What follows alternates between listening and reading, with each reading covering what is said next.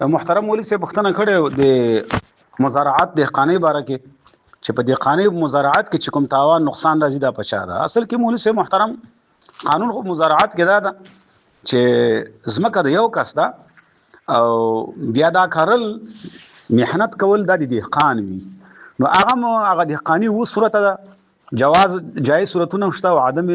جواز صورتونه هم پکې شته. کوم صورتونه چې جایز دي کچې د دهقانۍ کې تاوان وسو نو هغه تاوان به د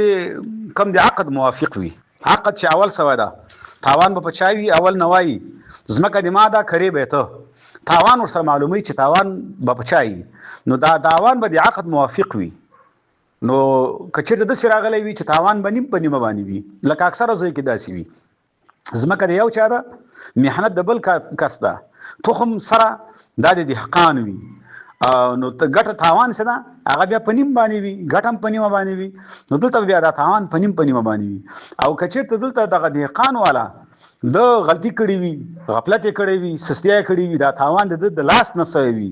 د په وجه باندې دا تاوان راغی فصل ونسو غلې نه وا سیلابونه نه وو فصل خو خو لیکن د په وجه باندې نو دا ثابت سي نو بالکل به تاوان بیا په مزارع باندې وي دهقان باندې وي. او کچته دا نه په د باندې نه یعنی دا تاوان د وجه نه دا تاوان اصل کې یو آسماني آفتو یا زمکه څه مشکل وبس څه ونه کول فصل ونه کو نو دغه تاوان به بیا د عقد کتل سي دوی عقد څنګه کړه ده نیم په نیمه باندې بوي یو حصہ د اصل د زمکه والي دوه حصې دی نو هغه عقد کتل سي. فتاوا هنديه کتاب المزارعات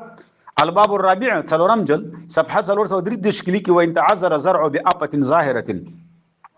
کچیر یو فصل ته داس یو تاوان ورسېد چې هغه آفت سماوي د اسمان له طرف نه لا یزمن احد منهما شیئا دا تاوان په دواړو باندې ویس بنوي نیم په د باندې تاوان نشته بس سو ختم سو. وان كان بتفريط من المزارع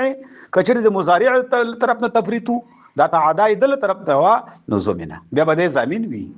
نو زمينه دا مزارع او دهقان به زمين وي. دا فتاوا هنديه څلورم جلد صفحه 303 کتاب المزارعه.